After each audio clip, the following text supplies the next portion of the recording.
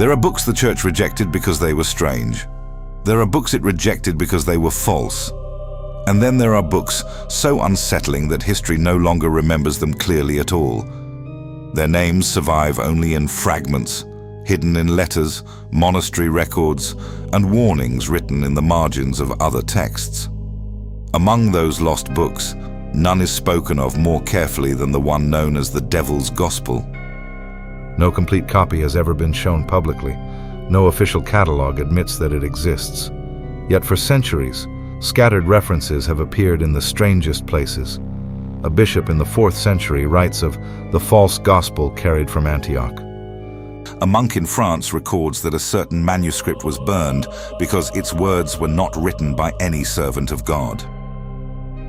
Deep in the archives of a monastery in northern Italy, a single line in a library inventory mentions only this: "One volume sealed beneath iron, not to be opened, not to be named."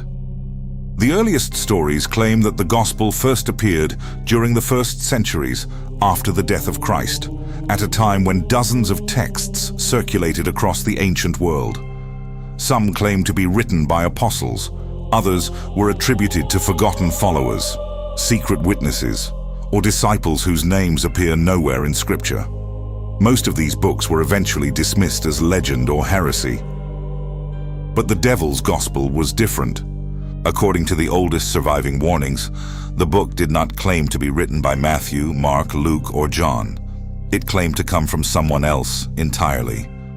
Someone who had stood beside Christ, listened to every sermon, witnessed every miracle, and yet had never truly been human. That was why the book frightened people.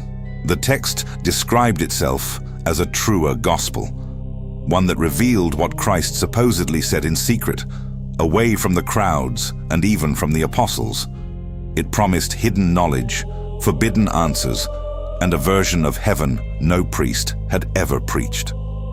For a brief time, small groups began to copy it and pass it quietly from one place to another. Then the deaths began.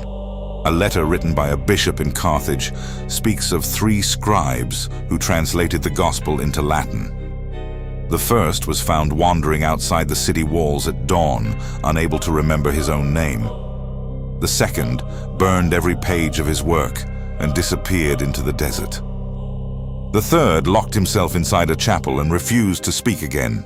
The bishop does not describe what the gospel contained. He says only this: the book does not deny God. That would have been easier. It speaks of God as if it knows him. That line has haunted historians ever since, because throughout history, dangerous books are usually dangerous for one simple reason: they tell a lie. But the Devil's Gospel was feared for the opposite reason. Those who encountered it did not believe it was entirely false. They feared that parts of it were true, or worse. They feared it was written by something that wanted to be believed. The church eventually ordered every known copy destroyed. Monasteries were searched. Private collections were burned. Possession of the text became a crime, punishable by death in some regions. Yet, despite centuries of destruction, the rumors never disappeared completely. Again and again, hidden references surfaced in old records, always describing the same thing. A black-bound manuscript, written in a hand unlike any other, whose final page carried a warning. If you have reached these words, it already knows your name. Tonight, we descend once more into the Forbidden Library to follow the trail of the gospel they tried harder than any other to erase. And if even one copy survived, the question is not whether it still exists. The question is, who has been reading it?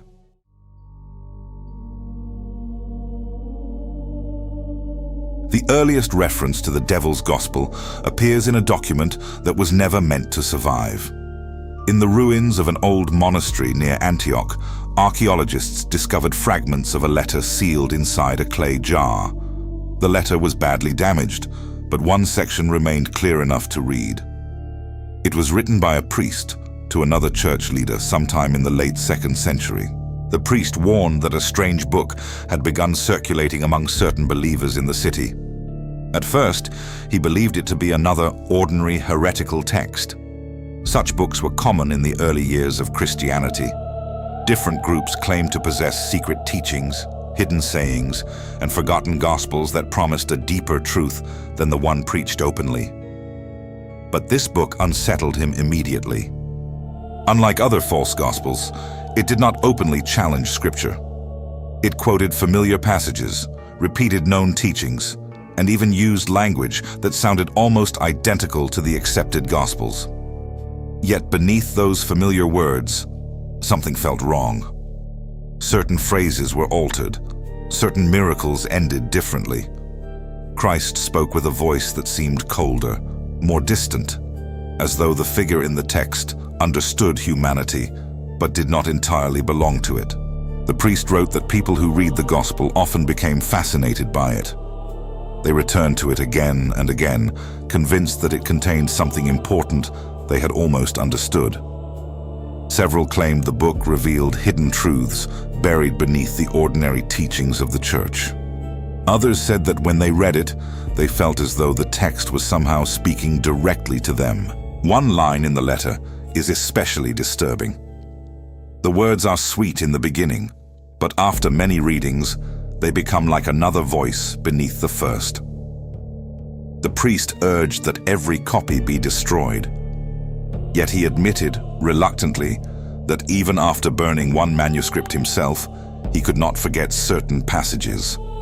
He found himself remembering lines he had only seen once, repeating them silently without understanding why.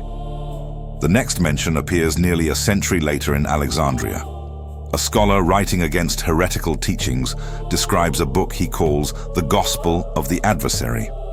He does not quote from it directly, perhaps fearing to preserve its words. Instead, he describes its effect on those who encountered it. According to him, readers became withdrawn and restless. They lost interest in ordinary prayer. They spoke of hidden meanings behind Scripture and claimed that the world was not what it seemed. Several insisted that the God described in the accepted Gospels was only part of a greater and more terrible reality. The scholar was horrified by what he heard. Yet in his own writing, there is a strange contradiction. He condemns the book fiercely, calling it blasphemous and dangerous. But he also admits that it was unlike any other heretical text he had ever seen. "It does not speak as a man invents," he wrote. "It speaks as though it remembers." That phrase would appear again and again in later accounts. By the 4th century, the Church had become more organized and far more determined to eliminate dangerous writings. Councils gathered to decide which books belonged in Scripture and which should be rejected forever. Many Gospels disappeared during this period. Some were burned. Others were hidden by the people who still believed in them. The Devil's Gospel, however, was treated differently. One bishop ordered that every copy be burned without being opened. Another insisted that even reading the title aloud was dangerous. A monastery in Syria reportedly sealed a copy inside a stone wall rather than destroy it, fearing that fire would somehow fail to erase it. Perhaps the most chilling account comes from a monk in Cappadocia who claimed to have seen the Gospel shortly before it was taken away by church officials. He described it as a small black-bound book written in faded red ink. The pages, he said, looked older than the binding itself, as though they had been gathered from many different books and stitched together. But it was not the appearance of the manuscript that frightened him. It was the final page. The monk claimed that unlike the rest of the book, the final page was blank when first opened.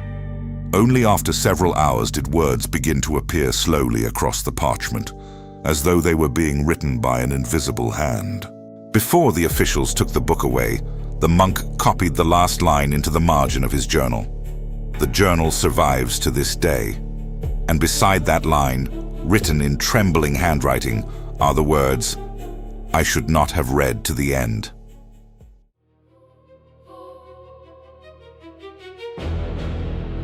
For centuries, scholars believed the Devil's Gospel had no named author.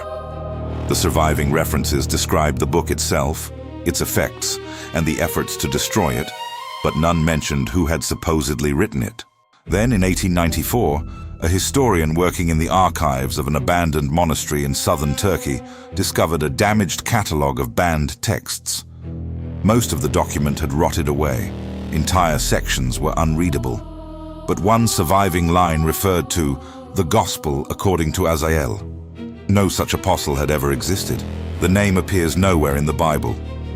It is absent from early Christian writings, from Roman records, from lists of disciples and followers. Yet in the centuries that followed, the same name appeared again and again in connection with the forbidden gospel. A monastery inventory in France mentions the Black Gospel of Azael. A letter from a bishop in Spain condemns those who follow the teaching of Azael, who was never numbered among the saints. Who, then, was Azael? At first, researchers assumed the name was simply a corruption. Perhaps it had once referred to a real disciple and been altered over time. Some suggested it was a mistaken version of Azariah, or perhaps a confused reference to one of the lesser-known biblical figures. But the more they searched, the more unsettling the pattern became. The name was always described in the same way, not as an apostle who had been forgotten, as an apostle who had never existed at all. One of the clearest references appears in a Syriac manuscript copied in the 6th century. The text describes a group of believers who claimed there had been a 13th disciple, one who followed Christ in secret and was present at moments the others never witnessed. According to the manuscript, this disciple was neither fully accepted nor fully seen. He stood at the edge of every gathering, listening silently while the others spoke. The manuscript gives his name only once. Azael, who walked beside them and was counted by none. What makes the passage so disturbing is what comes next. The writer insists that no one remembered where Azael came from. No one remembered when he joined the others. And after the crucifixion, no one could agree whether he had ever been there at all. This strange uncertainty appears in every account. The Devil's Gospel claims to be written by someone who stood beside Christ, yet every trace of that person feels incomplete, blurred, almost impossible to hold in the mind. Some descriptions portray Azael as a silent witness. Others call him the listener beneath the olive trees, or the one who remained when the others fled. A few texts suggest something even darker. In one condemned fragment discovered in Egypt, Azael is not described as a disciple at all. He is described as an imitator. According to the fragment, there was something following Christ and the apostles during their travels. It watched the miracles. It listened to the sermons. It learned the words, the gestures, the prayers. And over time, it began to speak as though it belonged among them. The fragment ends with a chilling line. And the thing that followed them learned to wear the shape of a witness. Many scholars dismiss such stories as symbolic. Early Christian texts are full of strange visions and hidden meanings. Azael may simply represent doubt, temptation, or the human desire to seek forbidden knowledge.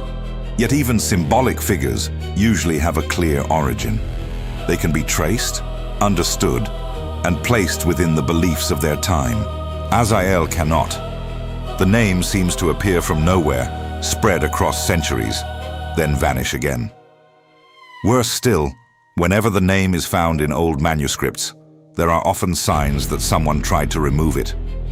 In several surviving texts, the name has been scratched out, smeared with ink, or carefully cut from the page. Yet the spaces where it once appeared are always unmistakable. It is as though generations of scribes feared not just the gospel itself, but the possibility that its author might be remembered. One story from a monastery in northern Italy tells of a monk who spent years searching for the identity of Azael. He believed he had finally discovered the truth in a forgotten manuscript hidden beneath the abbey library. According to the account, he read the name aloud only once. The next morning, the manuscript was gone. So was the monk. The only thing left behind was a single page from his notebook. On it, written over and over in increasingly frantic handwriting, were the same words. There was never an apostle by that name. There is now.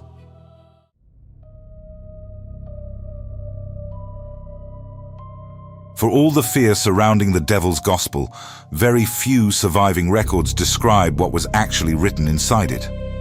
Church officials ordered every copy destroyed. Monks who encountered it rarely quoted from the text directly. Even the scholars who condemned it seemed reluctant to preserve its words. They wrote about the gospel the way people speak about a dangerous place, carefully, indirectly, always warning others not to go there. Yet across centuries of scattered accounts, certain details appear again and again. The gospel began like the others. It opened with familiar scenes, the wilderness, the voice crying in the desert, the gathering of the disciples. Christ still preached to the crowds. He still healed the sick, walked among the poor, and spoke in parables. At first glance, the text seemed almost identical to the canonical Gospels, but then slowly, the differences began. In the Devil's Gospel, Christ often speaks in private to the unnamed disciple Azael. These conversations do not appear anywhere in accepted scripture. They take place at night, away from the others, beneath olive trees, or in empty places beyond the edge of the camp. The other disciples sleep, while Christ speaks in whispers to the one who was counted by none. According to the surviving descriptions, these secret teachings were not comforting. The gospel claimed that the world was not truly the creation people believed it to be. Heaven was described not as a place of eternal peace, but as a kingdom built to hide something older and more terrible. Angels were not guardians, they were jailers. The stars themselves were said to be lamps hung before a locked door. One fragment, preserved in a bishop's warning, contains perhaps the most chilling line attributed to the gospel. "Blessed are those who hunger for truth, for they shall learn why heaven fears the dark." That sentence alone was enough to terrify the church. The accepted gospels describe darkness as the absence of God, a symbol of sin, death, and evil. But the devil's gospel reverses this completely. In its pages, darkness is not the enemy. Darkness is truth. Light is what hides it. Several accounts claim that the gospel described heaven as incomplete. It spoke of a kingdom built after some ancient conflict, a place ruled not by perfect peace, but by fear. The angels, according to the text, were not protecting humanity from darkness. They were protecting heaven from whatever lay beyond it. That idea echoes the hidden verse from the monastery Bible, the watcher beyond the gate, the angels refusing to look. Perhaps the two stories are connected. The most dangerous section of the gospel supposedly came near the end. In this part, Azael asks Christ why suffering exists, why people die, and why evil seems to move through the world untouched. The answer recorded in the Gospel is unlike anything found in Scripture. According to one surviving description, Christ replies, "Because this world was not made to save you. It was made to teach you who made it." No one knows whether those were the exact words. The original text is gone, but every surviving account agrees that the Gospel's final chapters became stranger and more disturbing. Miracles turned darker. Familiar stories ended differently. In one version, Lazarus rises from the tomb but refuses to speak of what he saw. In another, Judas is not condemned as a traitor, but described as the only disciple who understood. Most horrifying of all was the ending. The devil's gospel did not end with resurrection or salvation. It ended with Christ alone in the garden before his arrest, speaking not to God, not to the disciples, but to something unseen in the darkness beyond the trees. The gospel never says what answers him. It says only that after the voice speaks, Christ begins to weep. That final scene appears in every surviving description of the text. No matter how much the wording changes, the ending remains the same. The garden, the darkness, the voice, and the tears. Perhaps that is why the church feared the gospel so deeply. Heretical books usually attack faith openly. They deny miracles, reject God, or invent new beliefs. But the devil's gospel did something far more dangerous. It took the story people knew and changed it just enough to make them question everything.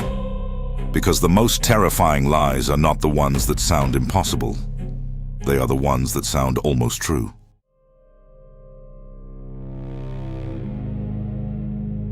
By the 4th century, the church had survived persecution, spread across the Roman world, and begun deciding which books would become official scripture.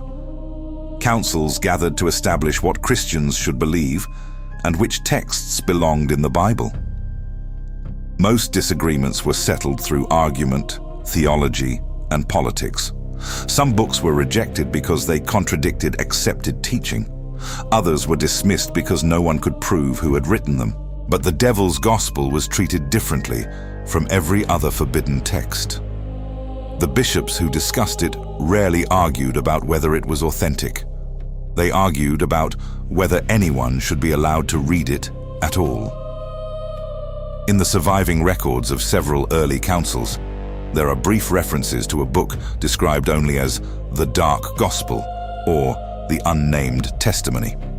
Each time, the language is unusually severe. One surviving decree from the late 4th century commands, "Let no brother preserve this writing, nor carry it, nor read from it, for it is not merely false, but inhabited." That single word appears nowhere else in the Church's condemnations of heretical books. Inhabited. Theologians later tried to explain what the bishops meant. Some argued that the phrase was only symbolic, a way of saying the book was spiritually dangerous. Yet others believed the bishops meant the warning literally. According to several medieval writers, church leaders feared that the gospel had not been written in the ordinary sense. They believed something had moved through the people who copied it, shaping the words while remaining unseen. One monk in the 12th century described the process in terrifying detail. According to his account, a scribe in Syria attempted to make a copy of the devil's gospel before the original could be destroyed. At first, the work seemed ordinary. The scribe sat alone in his chamber copying line after line by candlelight. Then, the changes began. The monk claimed that after several nights, the handwriting in the new manuscript no longer matched the scribe's own. The letters became sharper, darker, more elegant. Entire sentences appeared on the page that had not been present in the original. When the scribe noticed what was happening, he tried to stop. The next morning, the manuscript was finished. The scribe was found dead beside it, still holding the pen. Stories like this spread quickly through monasteries and churches. Priests began to speak of the devil's gospel not as a book, but as something alive. Some believed that every copy changed slightly over time, adapting itself to whoever read it. Others claimed that the book could not be destroyed completely because it simply found new ways to survive. That may explain why the church feared it more than any ordinary heresy. False teachings can be argued against. Dangerous ideas can be condemned. But a book that changes, a book that seems to know the mind of the reader, is something else entirely. Several medieval records describe attempts to destroy the gospel. One bishop ordered a surviving copy burned publicly before the steps of a cathedral. Witnesses later claimed that the flames blackened the pages but never consumed them. Another account tells of a monastery that sealed the book inside a stone chamber beneath the abbey. The chamber was later opened during renovations. The room was empty. Only the iron chains remained. Perhaps the strangest testimony comes from a Vatican archivist writing in the 16th century. He claimed to have seen a surviving copy of the Devil's Gospel locked inside a chest beneath the papal library. The manuscript was never removed. It remained sealed beneath layers of iron and wax. Yet according to the archivist, each year the chest had to be opened. Not because the church wished to study the book, because every year, without explanation, the manuscript appeared somewhere else. Sometimes it was found in another room of the archives. Sometimes it appeared on the wrong shelf, as though someone had misplaced it. Once, according to the archivist, it was discovered lying open on a desk that had been empty the night before, always open to the same page, always to the same line. You fear these words because you know who taught them. That may be the true reason the church tried so desperately to erase the devil's gospel, not because it denied faith, not because it contradicted scripture, but because it blurred the line between truth and deception so completely that no one could be certain where one ended and the other began. And if the book truly was written by something pretending to be an apostle, then perhaps the most frightening part is this: it understood exactly what people wanted to hear.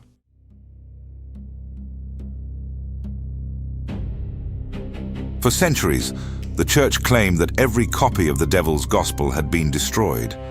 Official records insist that the final manuscript was burned in the 15th century during a purge of forbidden texts in northern Italy. The decree survives to this day. It states simply that the black gospel has at last been erased. But not everyone believed it. Almost immediately, rumors began to spread that one copy had been spared. According to the oldest version of the story, the manuscript was not saved out of mercy or curiosity. It was preserved because the men ordered to destroy it became too afraid to do so. A group of monks, entrusted with carrying the final copy to be burned, reportedly opened the book one last time before the fire was lit. Only one of them returned. He refused to speak about what he had seen. The only words he ever gave were recorded by another monk shortly before his death. "We were wrong. Burning it is not the same as ending it." After that night, the remaining copy vanished. The trail does not appear again until the 17th century, when a visitor to an isolated monastery in the mountains of northern Romania recorded a strange conversation with the abbot. The monastery stood far from any town, built high in the forest where the snow remained on the ground long after spring. According to the visitor, the abbot warned him never to enter the lower levels beneath the chapel. When asked why, the old man answered, "Because some books are safer underground." At the time, the visitor assumed he was speaking metaphorically. Many monasteries kept sealed archives containing dangerous or heretical texts. But years later, after learning of the legends surrounding the devil's gospel, he became convinced that the abbot had been speaking about that very book. The most detailed account comes from the late 19th century.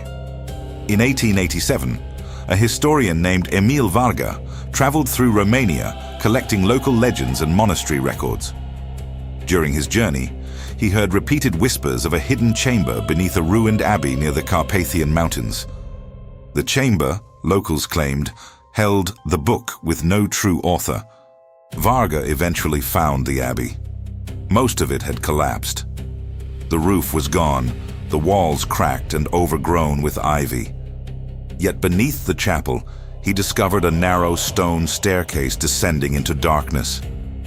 At the bottom was a heavy iron door. The door had no handle on the outside.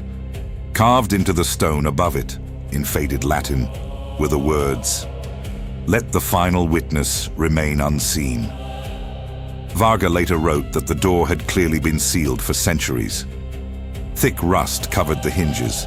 Dust lay undisturbed across the floor. Yet beside the threshold, there were footprints. Fresh footprints. He never opened the door.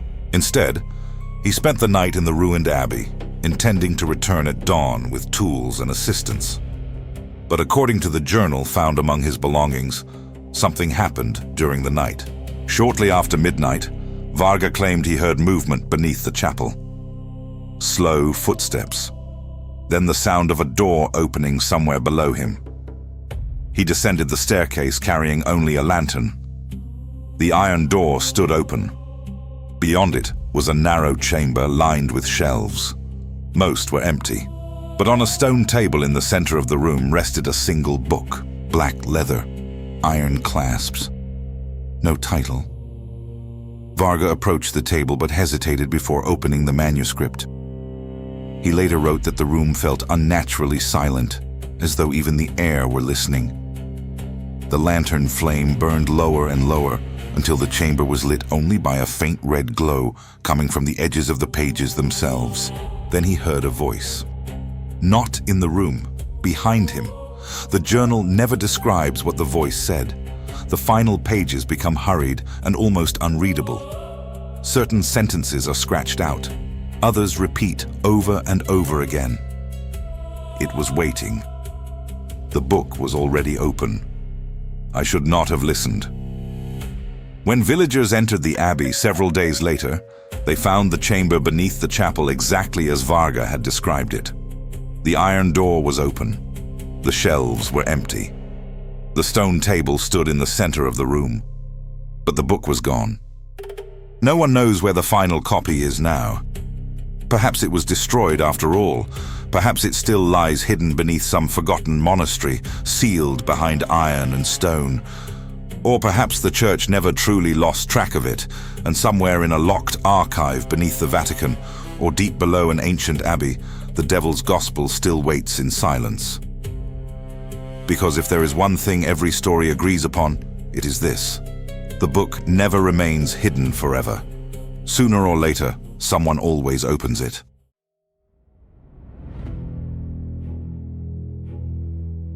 Perhaps the strangest thing about the devil's gospel is not that it existed, but that so many people across so many centuries reacted to it in exactly the same way. Priests, monks, bishops, historians, and scholars all described the same feeling. Not simple disbelief, not outrage, fear. If the gospel had merely been another false scripture, the church could have dismissed it as nonsense. There were many books like that in the ancient world. Most vanished without leaving more than a name behind. But the devil's gospel was hunted, sealed, burned, hidden, and spoken of only in whispers. Entire monasteries recorded warnings about it. Scribes refused to copy it. Church officials ordered it destroyed without even reading it. That is what makes the story so difficult to forget. Because people do not usually go to such lengths to erase something harmless. They erase things that threaten them, things that unsettle them, things that make them wonder whether the world is not as simple as they believed. The devil's gospel did not ask people to stop believing. It did something far more dangerous. It asked them to believe differently. It took the familiar shape of Scripture and filled it with something unfamiliar. A forgotten apostle, a voice in the darkness, a heaven that feared what stood beyond it. Every page sounded almost true, and perhaps that was what made it so terrifying. The greatest lies are often obvious, but the most dangerous ones are the lies that wrap themselves around truth so tightly that the two can no longer be separated. Or perhaps it was never entirely a lie. That possibility has lingered behind every rumor, every burned manuscript, every sealed chamber beneath every monastery. Somewhere, hidden beneath the story, there remains the unsettling question that no one has been able to answer. Why did so many people who encountered the devil's gospel become convinced that there was something inside it waiting to be read? Not a message, not a secret. Something. Perhaps the monks who sealed the book beneath iron and stone understood that better than anyone. They may not have feared the words themselves. They may have feared what happened after the final page. The feeling described again and again by those who reached the end, that they were no longer alone, and that whatever had written the gospel now knew who they were. That is why the final surviving copy, if it still exists, may remain hidden to this day. Somewhere beneath a ruined abbey. Somewhere in a locked chamber beneath the Vatican. Somewhere inside a forgotten library where the shelves have not been touched in centuries, and perhaps even now it is waiting. It is waiting for another curious hand to brush dust from its cover. Waiting for another reader to tell themselves they are only looking at an old book. waiting for someone to turn to the final page and discover why the church tried so desperately to make sure no one ever reached the end. Because if the devil's gospel was truly false, there would have been no reason to hide it. And that may be the most frightening part of all. And if tonight's story left you wondering what else has been buried, sealed, or erased from history, then stay close to the Forbidden Library. There are still forgotten saints, cursed prayers, hidden gospels, and ancient books waiting in the dark between the shelves. Somewhere among them may be another truth that was never meant to survive. Until next time, keep your lantern lit, and be careful which page you turn next.